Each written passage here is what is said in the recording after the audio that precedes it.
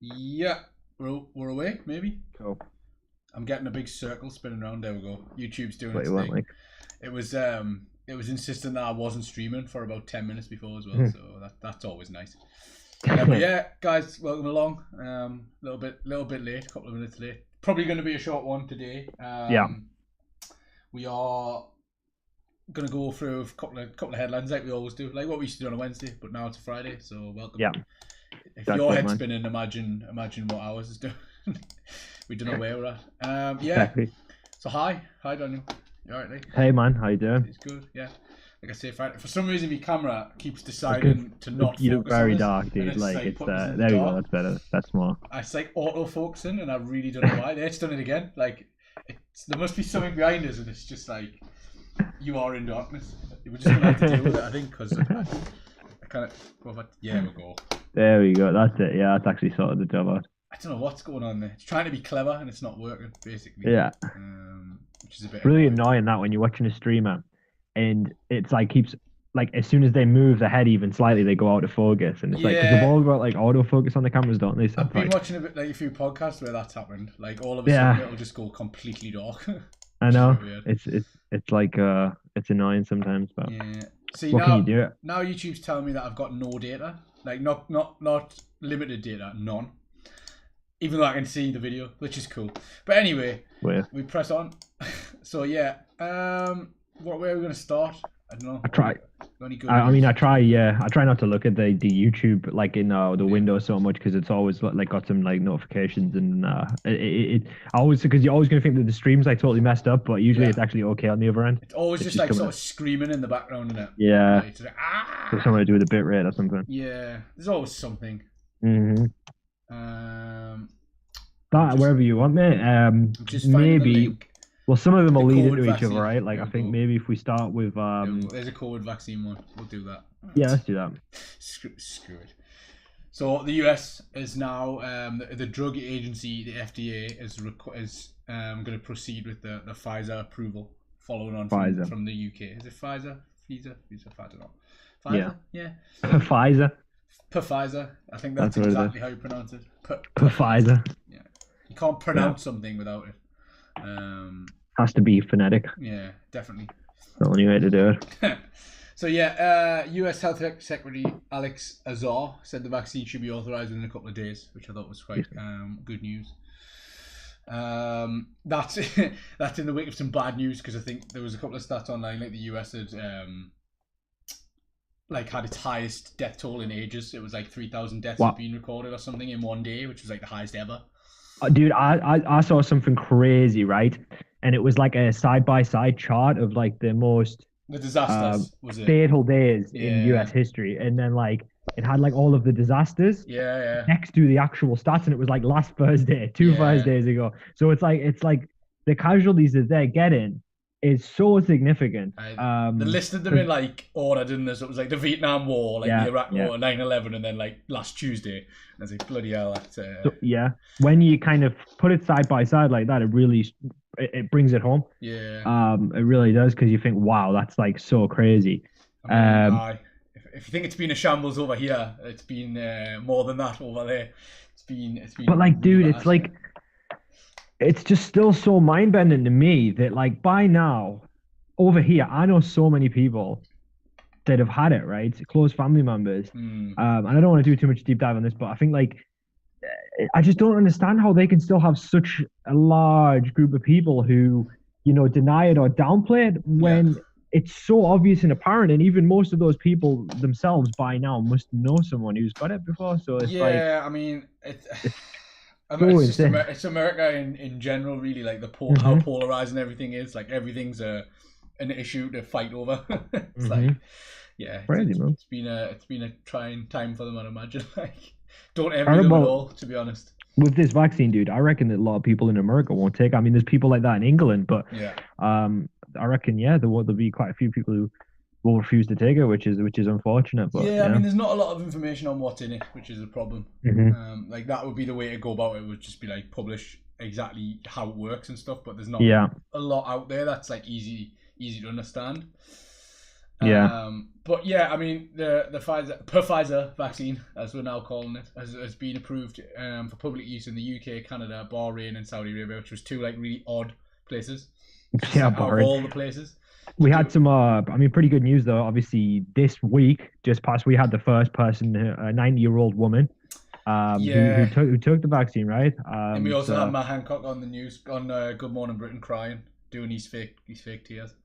Yeah. I don't know if you saw that, it kind of made us cringe.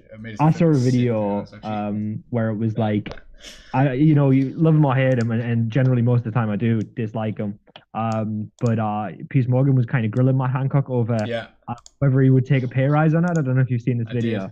And it's quite funny because like literally he won't say no, he won't take a pay rise. And then Piers is like, well, in a time when New Zealand, who handled the virus so well, their prime minister took a pay cut. Yeah. You were telling footballers to step up and take a pay cut. Yeah. And would you say on air now that you wouldn't take a pay rise? And he's like, no, I won't say that. He just started sweating, I think. Yeah, he was sweating so much. He's like, well, the thing is, it's to do with the policy. And he's like, it's not to do with the policy. It's like, yes or no? Do you want the money or not? Yeah. But yeah, I mean, this BBC article is pretty good. It's got the comparison of them and how they work and stuff. So the RNA, viral vector. This is the bit that you probably want to pay a bit more attention to if you are looking to see how it works. Yeah. Yeah, I mean, cost per dose, the Oxford, the one that's being developed in Oxford University and AstraZeneca, or whatever it's called. I've read today that they're teaming up with Russian scientists. So the Russian one, the Sputnik or whatever they called it, that virus that everyone was like, we don't trust that. They're actually teaming up with Oxford University to try and like compare notes, basically. Okay, cool. But that can be as low as £3 a dose, which if that works, that's going to be massive. Definitely. But even the one that's been approved is £15 a dose, which I think the only problem that I've seen was the temperature has to be stored at. So they're saying it has to be stored at there minus 70 degrees C, which is obviously a bit of a challenge in transporting it. Yeah, in transit, that's going to be tough, right? Yeah, but there's some that are like in regular fridge temperatures, which seem to be a bit more possibly viable. 100%. Yeah, thought it was good. Thought it was good news, and the US actually finally getting on board with like dealing with it instead of just pretending it's not happening, which is nice.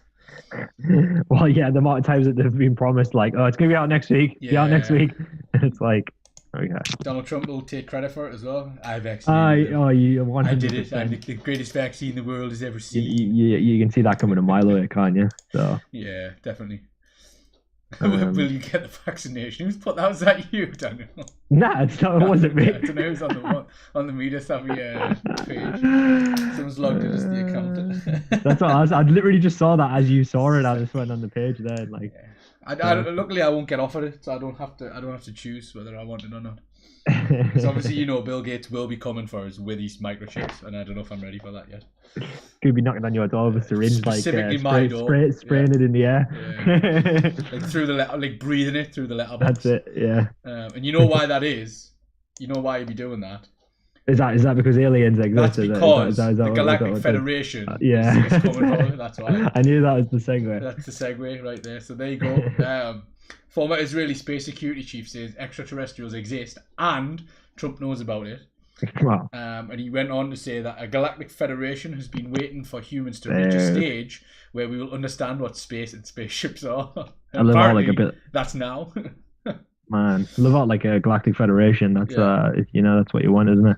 Bear in mind, this isn't just some whack job that they found in the middle of nowhere. Like he's like a legit certified guy. So a former Israeli space security chief has sent eyebrows shooting heavenward by saying that Earthlings have been in contact with extraterrestrials from a Galactic Federation.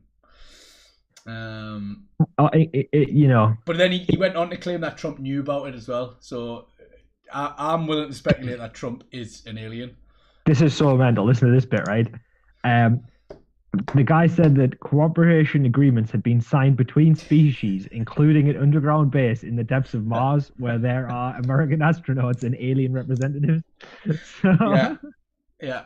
They've signed a contract with us to do experiments here. So, because that's what they would do. They would turn up and then be like, "Okay, we're going to go through some legal proceedings right now." That's how aliens work. They don't just invade the planet. They make you sign formal documents as well. In underground bases in Mars, dude. So The White House and an Israeli official did not immediately respond, which obviously means that it's true. Because if it was false, they would just say it was a lie, right? That's it, right? That's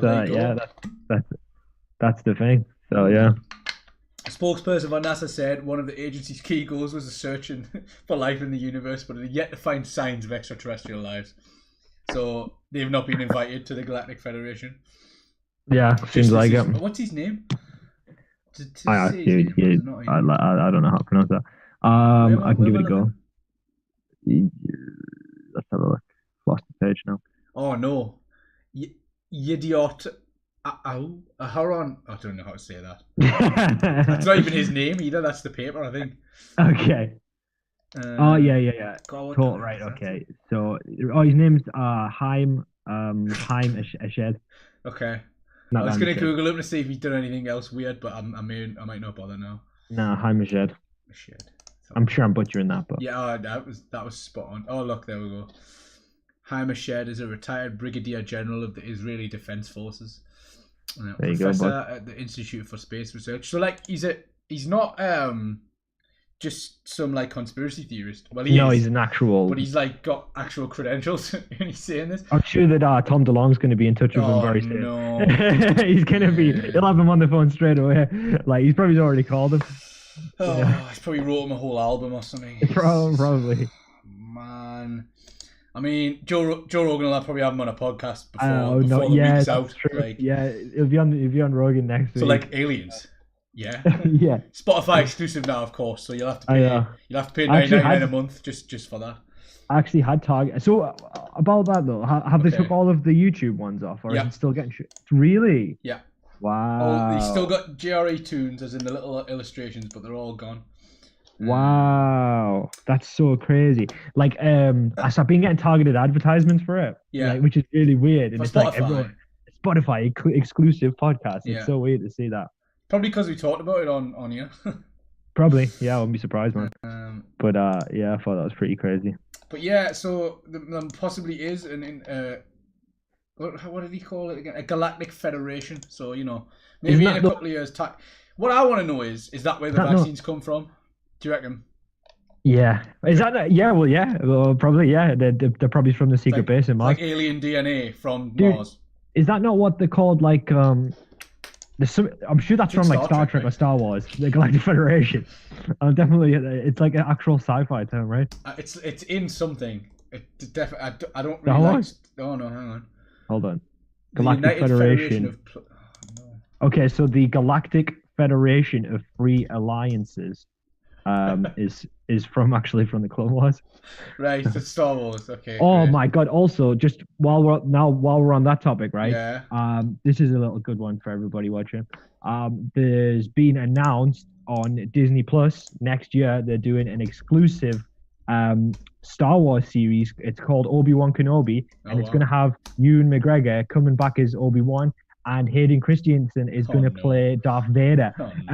So yeah. So it's a Disney Plus exclusive, and it's going to be a mini series. Yeah. And apparently, if you want to go on, if you type in Star Wars Twitter, and if you look at the official Star Wars Twitter, you can find all this information. And also, I think that Taika Waititi is going to be directing it. He is. So that might actually be really good.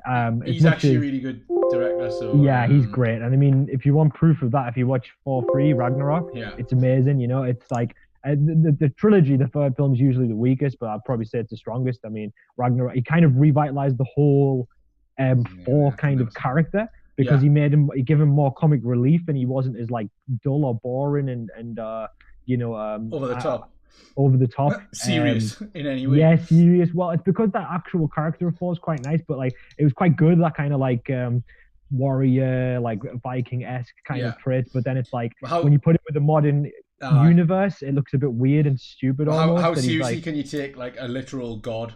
Exactly. Like so to give him giving him some comic relief, I think in the third one, and that really spiced that whole character in like part world up, I think, and so I mean, if you look at Thor in the Marvel movies after that, he was hilarious. He was one of the funniest and the best characters. Like when he got like super fat and stuff. In Infinity War. Fat Thor. So funny. Chunky Thor. Yeah, he's a really good director actually. He's done some of the stuff with The Mandalorian as well. Right. I mean, I'm not surprised. Yeah, that might be. I think maybe. Right.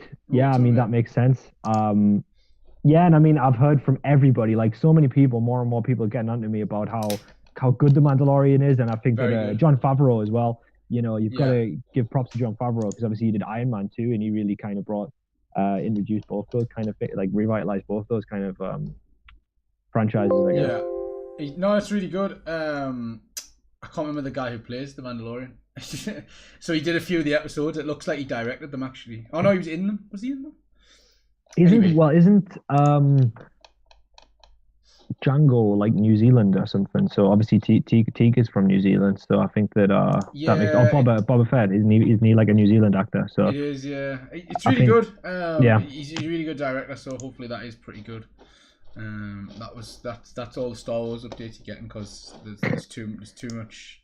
Disney Plus released an advert. There's a lot of stuff coming next year for Disney Plus. They've got like Miss Marvel and a bunch of other stuff. Yeah. So there might be some interesting stuff there. So I don't know if you saw this one, but it was this. I'm kind of sick of it now because every time I open like Facebook or Twitter, it seems to be all anyone seems to want to talk about. But those stupid monoliths that people keep dropping all over the planet. Well, it's cool because I think that it ties in with what we're talking about, right? Obviously, everyone's going to say that it's extraterrestrial stuff. It just looks like pretty generic modern art to me. It is. It started off in the desert somewhere in America. And when people went up to it, it was literally just like, it was bits of metal that were welded together. Like you could quite easily see the sort of rivets and stuff on it. But then places have sort of like copied. And the latest one that inscribed a bunch of coordinates in. There's like a little sort of treasure hunt, which I thought was a little bit cooler than just it's pretty cool plonking down this horrible bit of metal in the middle of nowhere. Yeah, I wouldn't be surprised. I would look out for, you know, some artist going to have some art gallery next year, and he'll showcase all the ones around the world, and he'll talk about how it was his concept and stuff like that, and whatever his idea is behind it. So there was one in Romania in some like tiny town, and they used it for like they were trying to like use it as like a tourist attraction. Right, yeah. And then instantly it like got vandalized. Well, no, it didn't get vandalized, but it was that poorly made that it just sort of fell down. Apart. Just literally fell to pieces. That's right. Which was a bit weird, but yeah. So it's just probably some conceptual art, right? It'll be some guys had this idea, and then obviously people will be copycat people who've been like taking it to the next level as well. Yeah, but it's weird how it even got out because one guy posted it and it was out in the middle of nowhere, the one in America, and he was like, "Oh, I don't want to post where it is because I don't want people to try and come here." Like the search and rescue helicopter would take like a couple of hours to get to you, so it was like, "Oh, I don't want to like send people here." And then he posted it on Reddit, and people used his Reddit like the post location and tracked him down by like his coordinates on the Earth. Cool. I don't know if you remember ages ago, and Shia LaBeouf had like an art piece, and it was like I think it was an American flag or something that was just flying. It was on like a 24-hour camera, and people managed to track down. But there was no location for it. Yeah, it was supposed to be like a constant live stream of this American flag. I don't know if it was American flag, but it was something like that. And people found it and defaced it, and there was no like sign of where it was, but people still managed to find it, and so it's I think that always is going to happen. Yeah, it was weird though, because like the people were going out, and apparently there was like loads of track marks and stuff. So people were driving like trucks and trying to steal it in there. Well, didn't a similar? I'm sure a similar thing happened with. Do you know that? Have you heard it Into the Wild? Where that guy did. Is that where the guy just nicks off into the woods and just lives in the woods? There's a film about it, right? Yeah, there's a film about it, but there was an actual bus in that place. Right. And I'm sure that they got rid of it or something like that because too many people were going to visit it, but it was like actually like really dangerous because it was like so far away from anything. And I mean, the guy who wrote the book actually died. Okay. So like he died there. So it's like, I'm sure that they actually got rid of it because too many people were going there, and it was like really dangerous because it was like so far away from like. So that must be the bus there because he was just living in that, right? Yeah. And like I said, I'm pretty sure that they had to get rid of it because it was too risky to have there, and you know, people would. Yeah. Did he die in the wild? Did he die like in the forest? I think he did. Yeah, I think he was trying to get back, maybe. Oh, good. And he I don't know the full story. I haven't seen the film to be honest, but this is just going from my memory. I think I've read an article about that. So There's actually a YouTube video, 24 hours in the magic bus. I'm not going to click on it. Wow. I dare not, but Fair enough. If you ever think about leaving home and running away, I would maybe take some food with you and don't go live in an old abandoned bus. Make sure you watch plenty of Bear Grylls, and then after you've done that, then you think, well, okay, it's probably a bad idea. Probably not going to do this actually. Yeah, and then obviously Bear doesn't show you the part where he gets into his hotel at night after he's turned the camera off. So gets into his travel lodge and just sits and I think obviously with Bear Grylls, it's like you got to take it with a pinch of salt because some of it is real and some of it's a little bit staged. Like I remember there was one thing where it was like him like pretending to climb over this like really like trepidatious like ditch. Yeah. And then there was like a side by side with these people who actually did it in real life. Yeah. And it was like next to a highway and it just wasn't even that deep at all. And they were just like walking across it like casually. Yeah. But in the Bear Grylls thing, he's like, how am I going to get through this? It's like, so, like where he'll put himself in like water and be like, oh, get like acting as you get him washed away, and he's in like water that's about this deep. I know. Like just swimming all over the place, exactly. like he's a salmon, like trying to jump out of the water. It's just ridiculous. Yeah. He's obviously there has been like stuff that he's done where it's been pretty extreme, but I think some of it it's like you have to think like. To be fair, they've got to make it entertaining as well. Like it wouldn't really be entertaining to watch Bear Grylls just like breaststroke through a pond. Like I'm not really bothered about that. Yeah, exactly, man. Make it seem like you're drowning. Do you know what I mean? I don't care. Just don't drink any of your own fluids unless you have to. Well, he was the master of that, isn't he? Like, you know what I mean? He lives out like just drink it. Yeah. All right, cool. I will. If I'm desperate, I guess. I mean, I'll just go. The worst one was where he was in the desert and he was drinking it, and he like urinated all over his like shirt and put it on his head. Yeah. Tied it to his head to like cool down. It's like, oh man, grim. About as grim as it gets. The best one is where he gets stung by bees and his whole face like literally swells up. It's actually hilarious. He's like, I think I'm having an allergic reaction. And he's like, face is out here. It looks so insane. It's honestly the funniest thing. Yeah. It looks like he's like a video game character and it hasn't loaded in properly. Yeah, like the surfaces haven't like fully loaded. The textures of his face are still loading in. That's what it looks like. Or like he's a really bad animation. Like someone's drawn him really badly. I think that's the proper one there, where it's like he's had a full allergic reaction. Yeah. Oh man. Yeah, he must have been in some trouble. Like even the thought of it's awful. His face looks so crazy. It's like a PS1 graphics character. It really is. It is like a polygon like. Wow, how he mustn't have been able to see anything. He'd have been completely like he'd have to just be flat out, just sit down and wait for it to go down. Yeah, he was done. Yeah. So anyway, last story before we go too deep into the Bear Grylls tangent. Sorry. Facebook's getting sued big time in the US. Yeah. I don't know if anyone's seen this. Did you see it? Well, yeah, I just had a look down. It's crazy, man. I think that but it's understandable, man. I think that it's good that I think it's kind of good in a way because you shouldn't really just be able to monopolize a whole industry, and there has to be some kind of oversight there. Just to be fair, really. But it's the most backwards lawsuit I think I've ever seen because it's already happened and they already approved it. Like that's the FTC, the thing. That's the issue, isn't it? Specifically approved it, and the. Who does he work for again? I think that's what Facebook's argument is, really. I think that because they're saying it's like revisionist history. I think I saw in that article. Yeah, I mean, it is from their point of view unfair. Yeah. So yeah. But the FCC as well, which is the Federal Communications Commission, was like fine with it as well. They weren't really bothered by it, and neither was the FTC, which is like the trade. So they allowed it and looked into it to say, okay, are we going to let them own all these companies that do all the same thing? So they own everything, basically. And they were like, oh yeah, fine, no bother. And now they've filed a lawsuit in 48 states, which is a lot. Yeah, definitely. They've said it's a 53-page complaint as well, so it's not just like, we disapprove of this. It's like, this is why. Yeah. But where was this when they were trying to buy Instagram and WhatsApp like 2 or 3 years ago? Like it's a bit late now. I think they're only just starting to realize how how they've got a monopoly much of an effect it's having. How much of a monopoly it actually is. But that's 3 of the most major like social networking sites around. Really, exactly. Yeah, they're all owned and run by Facebook, which gives them control over all of it. Definitely, yeah. So I don't see how, because both lawsuits are seeking remedies for the alleged anti-competitive conduct, which means they're basically forcing every other competitor out of the market by either killing their service or buying it, which is what they've been doing for years, to be fair. Like, it's nothing new. It's forcing Facebook to, not suffer, because they're actually, like, people don't want to use Facebook, but they're becoming forced to because they're integrating it with these apps. So it's like, that's something that it states in the article as well. They're saying, because of Facebook, missing out on these competitors, they're like they're literally merging the apps into Facebook so that Facebook can't lose competition, which is pretty crazy.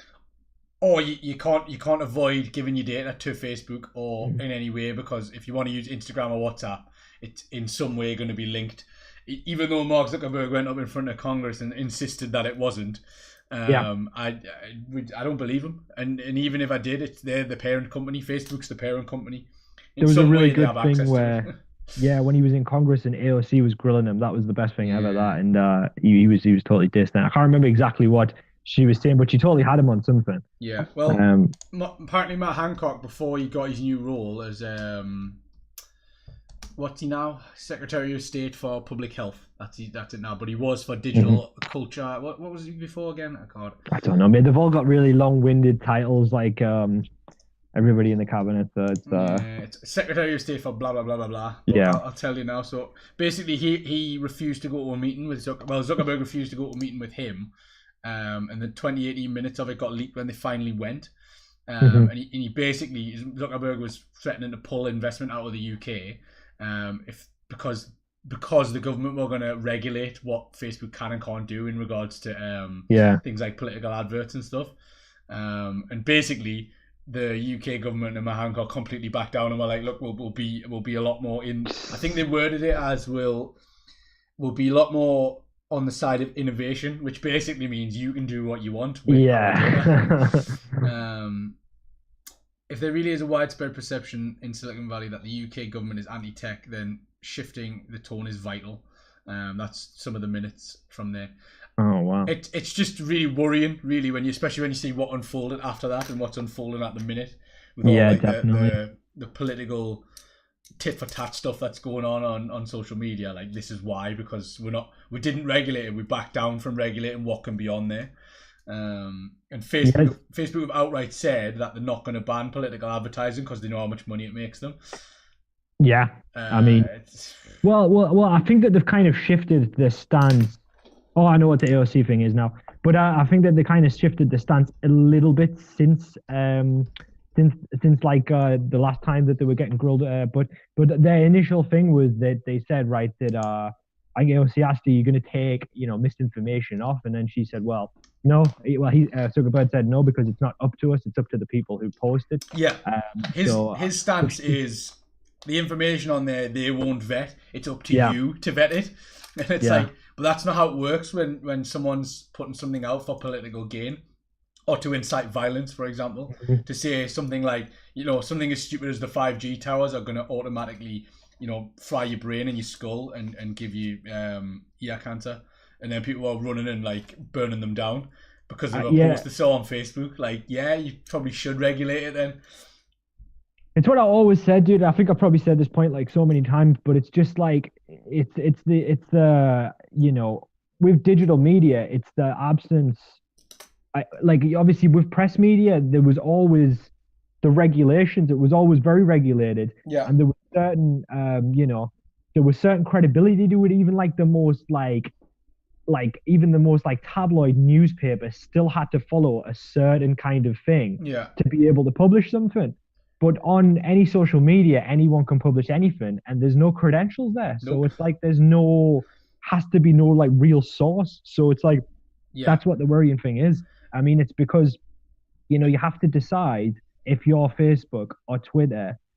Are you a social networking website, or are you a news provider? Yeah. Because if you're deciding that you're a news provider, then you have to you have to follow the kind of they have to be held accountable for misinformation. They just have to. So credit to Twitter, really, because if anyone's been keeping up with the election, they've been sort of any disputed claims that are quite clearly fact checked and false. they've been marking them as such as well. Yeah. Specifically Donald Trump, because he just keeps tweeting the same thing, and Twitter are like, well, we've done it now. We've committed to calling this as misinformation and disputed. They've started putting disputed claims on. Yeah. Well, that's what's so good about it, because I think that, you know, they're not actually saying this is patently false. Yeah. They're saying other sources have called this differently, or other information is available here, and it's so essential to put that. Yeah. And you know, because they're just literal, and they'll show, you know, manipulated media is another good one as well. Mm-hmm. They'll list stuff as manipulated media, so when it's not the original video, as in someone's edited the audio of someone speaking to misquote them or whatever, they'll label it as such, which is really good as well. Yeah. Facebook will never do that because it earns them too much money. It drives the machine of like sponsored content. So someone can make a video, i.e. the likes of Britain First are now banned. Let's just put that out there. But they were doing that exact thing. They were making a controversial video and promoting it, so it would go viral. To the point where Trump actually retweeted one when they put it on Twitter as well. So I remember hearing about that. They managed to grift that far. It worked. They played the social media game pretty well. But yeah, just an interesting one. Like Facebook in, I think, 2019 paid £28 million in corporation tax in the UK, but they earned 1.6 billion in British sales. I mean, we were probably lucky to even get that, to be honest, because I mean, I can't even imagine how much of that has been, you know, put through in any way, shape, or form, put through any or just put through, you know, XYZ charitable organisations and all the rest stuff of it. Like that. It'll have been cooked good. But yeah, I just thought it was interesting how they could sort of bend to the whim of Facebook based on one threat when they don't actually contribute that much to the economy. No, I know.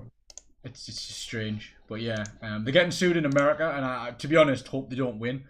I hope Facebook. I doubt it, because I don't think you can really make them sell WhatsApp and Instagram, because they bought it like 8 years ago.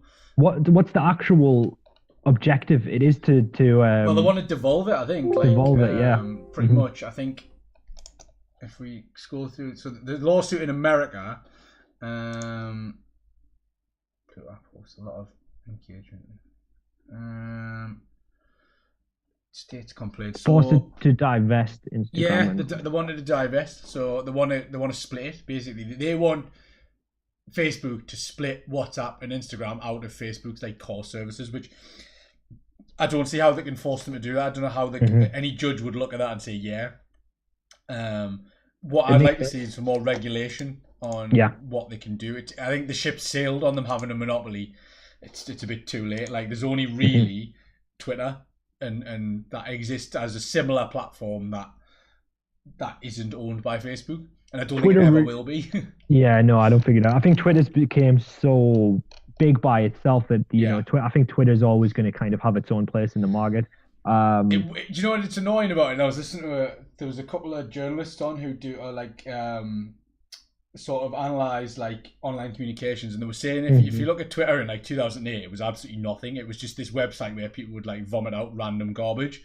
To a large extent it still is, but now it's become a platform where like world leaders use it as the main sort of communication method with the masses, and nobody really saw that coming.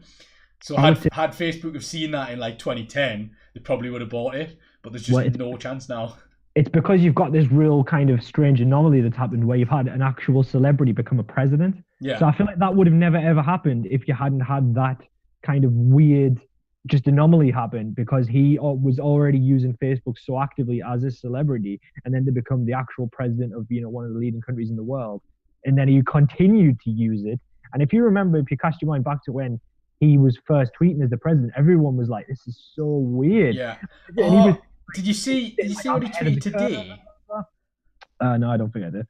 But you're right, and this tweet perfectly summed it up for me. I'll try and find it.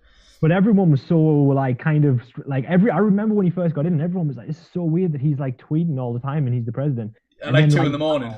Yeah, well, it's kind of formed a new kind of era, I guess. I think that because it's your social media is such a massive way to access people, right? So it's free as well. That's the thing. Free also, yeah. So you see less kind of stuff where people would be holding kind of press conferences when they could literally just tweet it out in an instant. So it's that like instant reaction, isn't it? Like you can sort of instantly just respond to something that you don't agree with. But so as I was saying, Trump's tweeted out a video there, and Twitter has put a thing on this claim about election fraud is disputed. So they're not saying it's not true. Yeah. But yeah, it looks like they're just saying, if you click on it, it gives you more information about it, about the projected winner of the election and why and all sorts. But yeah, I mean, I can't believe that he's still doing it. I mean, like 50 states have certified it now. Yeah, it's because they're filing lawsuits everywhere and going to big rallies and giving each other coronavirus. Like Rudy Giuliani's on death's door at the minute. Yeah, I heard that he's got it. He can't just wear a mask. Like, it's just weird. It should never be something like that should never be a political issue, and it's so sad to see that it became one. So, well, maybe they'll learn, like, sometime soon. I hope. Yeah. Because they are getting it. Do you know what I mean? Like he just randomly tweeted out like 4 hours ago there was a tweet about swine flu, and there was a tweet about like, now it turns out my phone call with the president of Ukraine was perfect, but in between that, I just want to stop the world from killing itself. Like, what do you mean? Please expand. I know. Yeah. So it's just strange, but that entire culture of just like, I'm just gonna go on Twitter and I'm just gonna like randomly spout off a bunch of stuff that doesn't even make sense, just out of context, like slowly. I know. Yeah, it's crazy, and obviously, as you say, it's kind of changed the way that communication, is received from world leaders. Like it has kind of, made Twitter into a news source of a kind, And Facebook is one, but just not the way it sort of wants to be. Mm-hmm. I wouldn't. My solid opinion would be to never ever get your news from Facebook ever. Oh, I would definitely second that, bro. Go somewhere else. Yeah, we'll just actually buy paper or actually go onto a news website. Like, yeah, you know what I mean? But even then, you've got to be aware of partisan newspapers. So yeah, it's you're never going to win, really. You got to do like a bit of looking around, really, haven't you? If you want to do that, you got to get your news from different sources, like BBC, Sky. You've got to look around, take everything with a bit of a pinch of salt. Definitely, it's interesting when you look at the coverage or sometimes the lack of. Like, you'll go on, something will happen, i.e. the notes from a meeting between Mark Zuckerberg and Matt Hancock will get leaked, and some places will have like 2 paragraphs on it, and then somewhere like the Guardian will go line by line and what it meant. You've got to be aware of YouTube videos as well, for that matter, because when you watch a YouTube video, you could you get into a tangent, and then the way that the YouTube algorithm works, you could watch one video, you could not know who it's from, and then all your videos are Fox News after that. So it's like you don't, it's because you might literally just click on it for the sake of a catchy clickbait title, and then all of a sudden that you've got all of this kind of partisan news, which is just like which you didn't really ask for, but then you get it all directed to. So the way the like algorithms work, so the way the program works, it doesn't really know what you like. It just knows what you've clicked on and what you've watched. So you could be watching something that you actually hate, but it doesn't know what your emotional reaction was to it. So you might hate something, and you might watch 2 videos and get really angry at them both. But the next time you go onto YouTube or Facebook, it's going to show you the similar topic videos, because it's like, they watched 20 minutes worth of this content yesterday. I'm going to show them the same thing today, and you'll end up in this horrible spiral of just watching stuff that really like gets you mad. So there you go, man. Maybe give it a miss. Exactly. Use it a bit more productively. Join one of our courses, and you'll get recommended loads of creative stuff. Yeah, we've got plenty of, we've got digital skills communications course, which we cover, similar stuff. We've got e-safety, which is going to kind of, help you to kind of, stay safe online as well. So it's like we've got all of this stuff available as resources. Yeah. I think we'll leave it there for today. Sounds good to me. Nice little plug on the end there. You did well. I liked it. Nice little segue. That's it, man. So yeah, I'm just going to stick the general links up to finish, and we will speak to you guys hopefully next week when we're even closer to Christmas. Brilliant. Have a blessed weekend, everyone. Yeah, have a good weekend, guys. And we'll see you next time. Yeah. Bye-bye. Bye-bye.